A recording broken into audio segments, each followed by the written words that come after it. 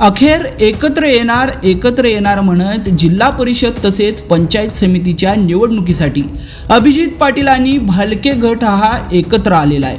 पंढरपूरच्या नगर परिषद निवडणुकीत हे दोन्ही गट एकत्र येण्याचा प्रयत्न मात्र असफल झालेला असतानाच आता जिल्हा परिषद निवडणुकीसाठी मात्र अभिजित पाटील आणि भालके यांची युती झाली आहे।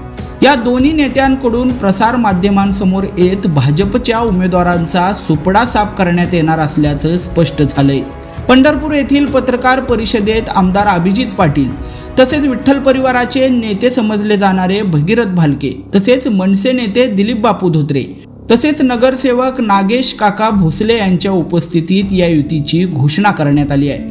आता मात्र अभिजित पाटील आणि भालके गटाची युती झाल्यामुळे विठ्ठल परिवाराच्या ताकदीमध्ये मोठी वाढ झाली असून या युतीची ताकद वाखरी गट, भोसे गट, करकम गट तसेच कासेगाव गट आणि गोपाळपूर गटामध्ये दिसून येणार आहे।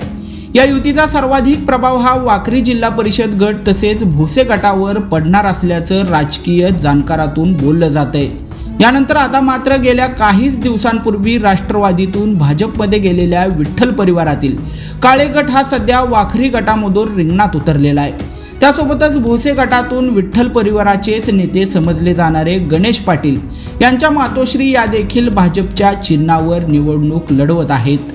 या अभिजित पाटील आणि भालके यांच्या युतीमुळे मात्र भाजपच्या या उमेदवारांना चांगलाच घाम फुटला असल्याचं सध्या दिसून येतंय।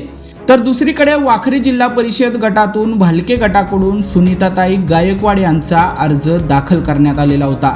त्यामुळे वाखरीतील लढाई ही तिरंगी झालेली होती।